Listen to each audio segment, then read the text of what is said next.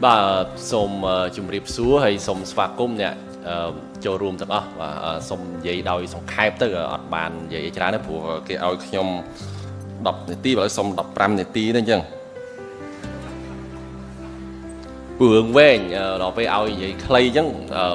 miền nào xôm khai muốn chặt đá cứ nhom xôm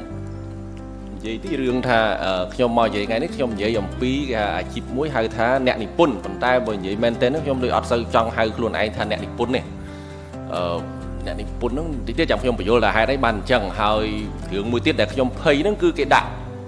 project inspire đọc về nhom nơi tét nhom xạ slide nâng vậy cho lái hôn ai mưa tới đôi chiều vì ọt trong project inspire và từ chỉ project uninspire với của chip nhom nó đôi vậy tới đôi admin đây inspiring sao còn đây dạng hoi đó trong kịch hà bạch cái vụ thì mỗi đòn màu hỏi thì phí dạng hoi đó trong màu vậy tôi bay theo admin inspire còn tay trong vậy cà bịch dạng hoi đó trong ad pro thấy chip này là o chạy chế đọc đi châu tới miền Pà Nhà Hà này còn tay mà ấy không tha dạng hoi nó còn miền nẹt na để miền đông khang thì vun nâng pi bảy nẹt nâng nông cam vị thi này đây chẳng chặt đào tức hơi nhà tiết nhom xôm gì chỉ khai đấy của ông lễ nhom gì đôi biết là vậy ở sơ cho ba hay tới đập hoặc sơ bán cho lòng hơi còn là tha slide nhóm xe cho ông lễ của xe chỉ khai tới là về được nhom nhà trong computer tới vì load phong load ấy chẳng cứ đặt cho ông lễ bên tay xôm gì chỉ khai chặt đào từ bông liêm cứ như vậy dần thà xây tới nẹt nịp bùn hơi nãy nị pun nó vừa mới giờ chơi nãy nị pun hai nãy nị pun nó ban ấy đôi dươngនៅក្នុង Facebook យើងចេះនិយាយលេងថាធ្វើចឹងធ្វើអីបានអីមកវិញដូច្នេះថ្ងៃនេះខ្ញុំនិយាយមេពីទី1ថាពាក្យថាអ្នកនិពន្ធហ្នឹងត្រូវធ្វើយ៉ាងម៉េចខ្លះក្នុងអាជីពហ្នឹងហើយទី2ធ្វើអ្នកនិពន្ធទៅបានអីមកវិញណាអញ្ចឹងខ្ញុំសូមចែកជា2អំពីការបោះពុម្ពសភៅមាន2គឺទី1ហៅថា fiction យើងនិយាយឲ្យសាមញ្ញថាប្រឡោមលោកអញ្ចឹងប្រឡោមលោកគ្រាន់តែយើងងាកទៅស្គាល់ភ្លាមខ្ញុំជឿថាអ្នកនឹងរៀនស្អីក៏ដោយងាកទៅគឺស្គាល់ហ្មងគឺរឿងនេះទីទៀតមានចាញ់រឿងស្អី clown មួយវានៅក្នុងលូទឹករឿងដូចរឿងខ្មោចទេអីតិចរឿង Harry Potter អ្នកណាអត់ដឹងដូចអត់ទាន់សម័យហ្នឹងហើយរឿងមួយទៀត 50 Shades of Grey ខ្ញុំមានការភ្ញាក់ផ្អើលដែរនៅថ្ងៃ Culture Day នៅ IFL គឺគេលក់របស់របរអីហ្នឹងមានតែស្តង់មួយទេដែលលក់សភៅខ្ញុំខំទៅមើលដល់ពេលទៅមើលគាត់មានដាក់នៅលើតុហើយដាក់លើទូច្រើនណាក្នុងទូសិតតែរឿង 50 Shades of Grey បាទអញ្ចឹងអាហ្នឹងជាប្រឡោមលោកពាក្យថាប្រឡោមលោកមានន័យថាម៉េចមានន័យថាអ្នកនិពន្ធគាត់ប្រើប្រាស់ការសម័យភាពច្នៃប្រឌិតរបស់គាត់នឹកឃើញរឿងមួយសរសេរទៅគួរឲ្យចាប់អារម្មណ៍យើងចូលចិត្តអានហ្នឹងប្រឡោមលោកលក្ខណៈពិសេសនៃប្រឡោមលោកគឺមិនចាំបាច់អ្នកនឹងមានជំនាញទេឲ្យតែចេះភាសាចេះអានមើលបានណាគ្រាន់តែរឿង 50 Shades of Grey ហ្នឹងអាយុក្រោម18ឆ្នាំអត់ឲ្យមើលប៉ុន្តែក្រៅពីហ្នឹងគឺមើលបានទាំងអស់អ្នកនឹងរៀនស្អីក៏ដោយឲ្យតែចេះអានគឺមើលយល់ដឹងបាទហើយដោយសារមូលហេតុហ្នឹងអាប្រឡោមលោកនេះគឺទីផ្សារវាធំទលាយហើយអាចយកមកថតជាកុនបានទៀតអញ្ចឹងអ្នកទៅសេប្រឡោមលោកភាគច្រើនគឺមានលុយគឺសិតតែជាសិទ្ធិជា Stephen King ជាបែកស្អី James អីហ្នឹងហើយសូម្បីតែអ្នកនិពន្ធHarry Potter មិនមែនជាគេហៅថា millionaire ទៅថ្នាក់ billionaire គឺមានលុយរាប់ពាន់លានដុល្លារហេតុអីព្រោះអ្នកណាក៏បានមើលអ្នកណាក៏ចូលចិត្តមើលប៉ុន្តែប្រឡោមលោកមានបញ្ហាយ៉ាងម៉េចប្រឡោមលោកមានបញ្ហាមួយត្រង់ថាយើងអានចប់គឺចប់យើងអត់មានចំណេញអីមកវិញទេខ្ញុំនិយាយចឹងហ្មងឧទាហរណ៍យើងអាន Harry Potter ដូចថ្ងៃមុនចេញរឿងអី Fantastic Beasts ហ្នឹងយើងអានចប់អាហ្នឹងយើងច្បាស់យល់រឿងហ្នឹងទាំងអស់យើងទៅចាប់អាសត្វហ្នឹងនៅណាវាអត់មានអញ្ចឹងរឿងហ្នឹងគឺគ្រាន់តែអានឲ្យកំសាន្តហើយចប់ហើយអត់មានយកមកប្រើប្រាស់ក្នុងជីវភាពរស់នៅជីវិតចាំថ្ងៃអត់បានទេគ្រាន់តែវាកំសាន្តប៉ុន្តែមនុស្សភាគច្រើនចូលចិត្តអញ្ចឹងហើយអ្នកនិពន្ធច្រើនតែទៅជាអ្នកមានទៀតអញ្ចឹងបាទខ្ញុំដាក់រូបអូខេសប្បាយចំណែកអញ្ចឹងបាទខ្ញុំច្រើនហៅអ្នកហ្នឹងអ្នកនិពន្ធព្រោះគាត់ប្រើប្រាស់ភាពច្នៃប្រឌិតដែលយើងភាគច្រើនហៅអ្នកនិពន្ធអញ្ចឹងហ្មងហើយអ្នកនិពន្ធខ្លាំងដូចព្រះអញ្ចឹងគាត់ចង់ឲ្យតួណាងាប់ចង់តួណារស់ chẳng ai nào miên cro bay cái này mất dạy lôi cọt ngỏ chẳng ai phliêng chẳng ai step lấy chẳng ai mấy cơ ban sẽ chết cọt phần tay đôi nhóm bắt hai luôn ai chỉ nè Nhật ấy nhóm có hai luôn ai chỉ nè sai chiếu để miền Nhật sụp hơi mình của nè Nhật start tới đôi hướng cả làm bay lên này giống nè của nhóm ao sẽ chạy nhẹ nhóm flop sẽ mà đòn đấy cả nó nhóm riêng IFL phần tay riêng bảng đi riêng ban mà nám flop xây ballon ở đây mà tay bị thẹn nó xây ballon luôn nó chụp xây là thôi trong búa KTC là biệt chân non fiction ấy cứ chỉ ca sai chiếu pi chỉ vật bật pi ở quay để cao miền làm bật bà sân chơi dương ta xây riêng mình bật khi ăn do một bọc của mình chẳng biết đồng rơi ở miền cá sài chỉ điều biết đồng rơi ở miền chủng niên chứ bác lo trong cá sài chứ ta ấy nó bật bạc cọt mẹ chết ta tha đi cái nào tha nó bị từ gì bà lòng luôn với mẹ chỉ cá sài chỉ điều ấy chẳng ở tiêu họ đôi chỉ hướng Gun Germs and Steel đấy cứ Jared Diamond cọt từ nơi cọ mua Papua New Guinea này trên đồ này gì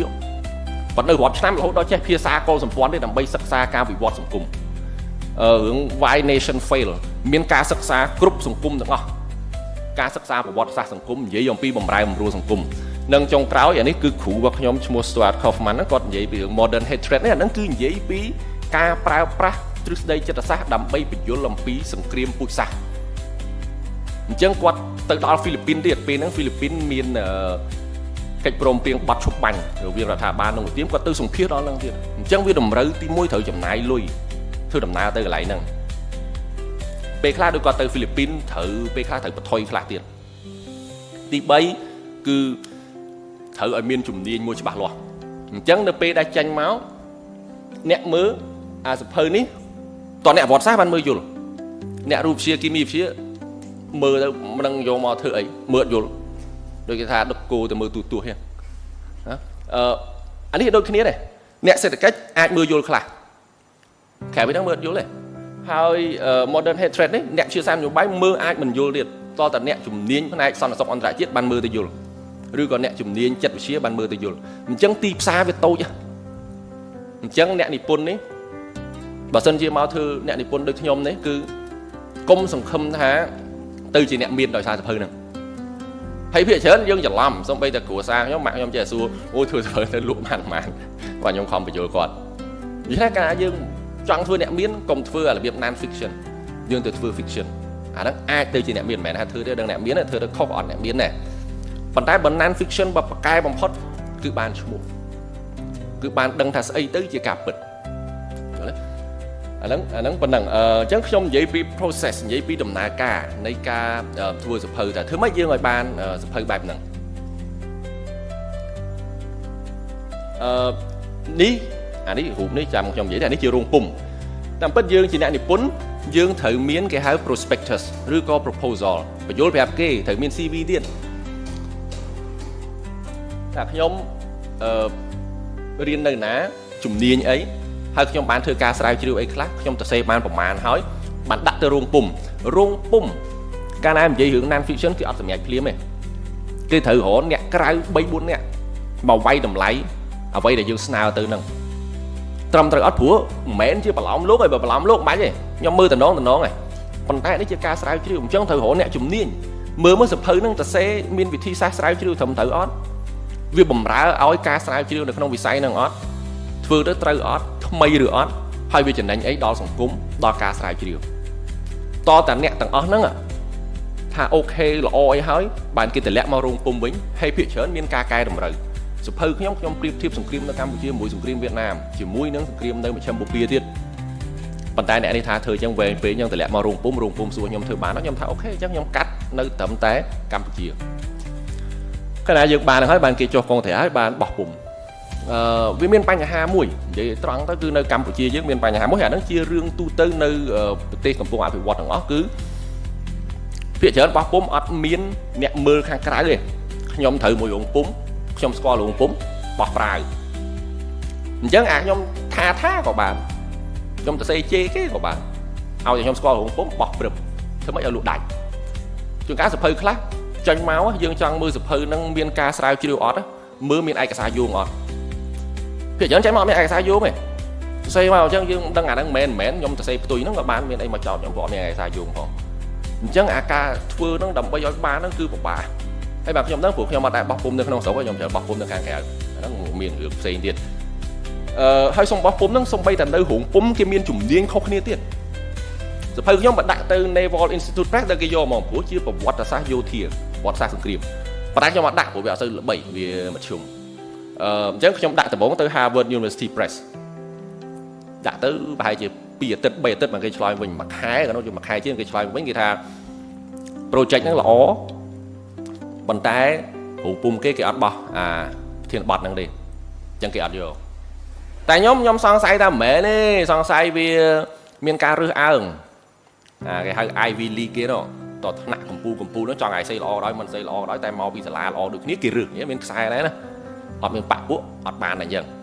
ខ្ញុំសម្រាប់ចិត្តថាបោះទៅឯកជនតែមិនមែនជា University Press ប៉ុន្តែវាល្បីដែរទៅ Routledge ហ្នឹងបានគេយកហ្នឹងខ្ញុំមកដាក់ទៅ McGraw Hill ហេតុអីព្រោះនេះជំនាញវាខាងសេដ្ឋកិច្ចPalgrave Macmillan ភាគច្រើនជំនាញវាខាងទ្រឹស្ដីបើសិនជាខ្ញុំដាក់ទៅបើសិនជាអានេះអត់បានទៀតខ្ញុំអាចដាក់ទៅ Cornell University Press ឬក៏ Princeton ព្រោះហ្នឹងវាមានជំនាញខាងប្រវត្តិសាស្ត្រយោធាដែរអញ្ចឹងខ្ញុំបង្ហាញខ្ញុំចង់បញ្ជាក់ថាការធ្វើជាអ្នកនិពន្ធបែបហៅថា non fiction បែបសិក្សាស្រាវជ្រាវវាពិបាកត្រូវការព្រោះយើងត្រូវការរឿងពិតទីមួយឲ្យរឿងដែលយើងនិយាយនោះរឿងពិត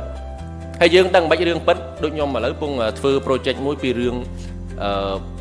ប្រវត្តិសាស្ត្រកងទ័ពសម័យអង្គររួច1000ឆ្នាំជាងទៅរកមើលរឿងពិតមិនមានស្អីណានេះឯកសារអញ្ចឹងវាពិបាកទីមួយអញ្ចឹងធ្វើម៉េចឲ្យគេជឿយើងឲ្យគេបោះពុំឲ្យយើងឲ្យគេជឿថាយើងធ្វើហ្នឹងវាជារឿងពិតទី2យើងត្រូវចំណាយពេលធ្វើការស្រាវជ្រាវប្រមាណទី3ត្រូវដាក់ចិត្តសរសេរទៀតដល់ពេលលទ្ធផលចេញមកអត់បាន billionaire អីដូចអ្នកសរសេររឿង Harry Potter សោះអញ្ចឹងសួរថាមកនិយាយស្អីអញ្ចឹងគេនិយាយរឿង inspire មកកណោឯងចាប់ដើមមកដូចកើតទុកអត់មានបានអីអញ្ចឹងធ្វើអញ្ចឹងធ្វើអីបានអីមកវិញ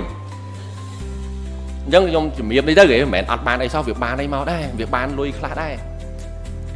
វាបានលុយគេហៅ royalty គេឲ្យភាគរយប៉ុន្តែអត់ច្រើនទេ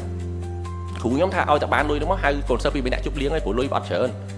ហៅជប់លៀងសុបាយដែលយើងបានធ្វើអីមួយប៉ុន្តែអ្វីដែលចំណេញគឺកណាធ្វើហ្នឹងខ្ញុំដឹងរឿងច្រើនហើយរឿងដែលខ្ញុំដឹងមិនមែនទៅរឿងចាប់ស្អីគេ Fantastic Beasts ដូចនៅក្នុងរឿង Harry Potter ទេរឿងខ្ញុំដឹងគឺប្រវត្តិសាស្ត្រការសម្រេចចិត្តនៅក្នុងប្រវត្តិសាស្ត្រពេលដែលគេធ្វើសង្គ្រាមគេសម្រេចចិត្តយ៉ាងម៉េចហើយអាហ្នឹងយកមកបរស៊ីក៏បានចិត្តសាស្ត្រមនុស្សយ៉ាងម៉េចគ្រប់គ្រងមនុស្សយ៉ាងម៉េចធនធានមនុស្សគេគ្រប់គ្រងយ៉ាងម៉េចគេដោះស្រាយបញ្ហាយ៉ាងម៉េចនៅ World Economic Forum គេវាយតម្លៃថានៅឆ្នាំ2020មុខរបរជំនាញដែលគេត្រូវការជាងគេហៅថា complex problem solving ការដោះស្រាយបញ្ហាដែលស្មុគស្មាញហើយហ្នឹងអត់មានរៀននៅសាលាទេយើងចេះមកពីណាគឺធ្វើការស្រាវជ្រាវគឺយើងហាត់លួចល្បិចតិចហ្នឹងមកអាហ្នឹងវាចំណេញយ៉ាងហ្នឹងមួយទី2គឺដល់តែអ្នកហ្នឹងស្រឡាញ់ហ្មងដឹងប្រវត្តិសាស្ត្រដូចខ្ញុំទៅសេកន្លងមកខ្ញុំទៅសេសភៅនេះសភៅតូចទេ60ទំព័រទេពីរឿងអ៊ុនតាក់អានេះខ្ញុំធ្វើពីរឿងខ្មែរក្រហមហើយនេះសភៅបច្ចុប្បន្នសេពីប្រវត្តិសាស្ត្រសង្គ្រាមកម្ពុជា7991ខ្ញុំបានបកប្រែសភៅនយោបាយឆ្នះពីអង់គ្លេសទៅជាពីខ្មែរទៅជាអង់គ្លេសហើយ project បន្តខ្ញុំធ្វើរឿងប្រវត្តិកងទ័ពសម័យអង្គរហើយបន្តមួយទៀតនេះគឺជាឯកសារតាក់ទងនឹងកងទ័ពកម្ពុជាដែលទៅប្រយុទ្ធនៅក្នុងសង្គ្រាមលោកលើកទី1អានេះគឺឯកសារដែលបារាំងមកប្រមូលអ្នកស្ម័គ្រចិត្តទៅអានេះគឺជាឯកសារដែលគេកាត់ដីចែកដីឲ្យអ្នកដែលទៅស្ម័គ្រចិត្តនៅសង្គ្រាមលោកលើកទី1ហើយមកវិញអញ្ចឹងគឺទី1យើងដឹងរឿងច្រើនយើងអាចយកជំនាញយកមកអនុវត្តនៅក្នុងជីវភាពប្រចាំថ្ងៃរបស់យើងទៅរកស៊ីអីផ្សេងទី2មានពេលមួយនោះខ្ញុំទៅស្រាវជ្រាវនៅប្រទេសមានជ័យធ្វើការស្រាវជ្រាវទៅគាត់សួរថាចង់ទៅណាខ្ញុំប្រាប់ភូមិសាស្ត្រគាត់ពីសេរីសុភ័ណ្ឌកាលមុនគេហៅស្វាយស៊ីសុភ័ណ្ឌឡើងទៅប្រទេសឆ្មាតាមភូមិណាកន្លែងណាមានព្រៃកន្លែងណាមានទួលគាត់ឆ្ងល់គាត់ថាអូនឯងស្រុកនៅនឹងមែនជួនកាលអ្នកខ្លះជាពិសេសពួកអ្នកនិពន្ធហ្នឹងហើយគឺសប្បាយចិត្តនៅពេលដែលយើងដឹងច្រើនជាងគេមិនមែនដឹងច្រើនជាងគេចោទថាគេល្ងងគេអន់ជាងយើងណាប៉ុន្តែអាការដឹងច្រើនជាងគេដែលភាគច្រើនគេអត់ដឹងគេអត់ចាប់អារម្មណ៍យើងចាត់ទុកអាហ្នឹងជាមោទនភាពមួយភាគច្រើនគឺអ្នកនិពន្ធគឺមានមោទនភាពហ្នឹងអាហ្នឹងហើយមួយទៀតគឺនិយាយឲ្យសាមញ្ញគឺថាបាទហ្នឹងវាពិបាកដែរប៉ុន្តែអ្នកនិពន្ធភាគច្រើនគិតអញ្ចឹងគិតថាអ្នកឯងមានលុយអ្នកឯងជិះឡានអ្នកឯងអ្នកនិពន្ធភាគច្រើនជិះផ្ទោះឌុបឯង ប៉ុន្តែ100ឆ្នាំទៀត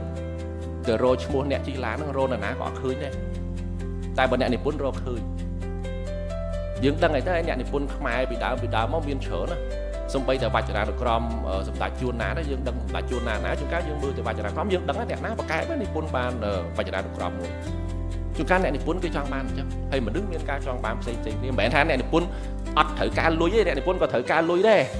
គ្រាន់តែថាអ្នកនិពន្ធកាលណាដាក់ចិត្តថាធ្វើអ្នកនិពន្ធគឺត្រូវរកមុខរបរអីមួយផ្សេងទៀតហើយបើដូចជាទូទៅគឺគេធ្វើជាគ្រូបង្រៀនអញ្ចឹងខ្ញុំក៏ជាគ្រូបង្រៀនដែរ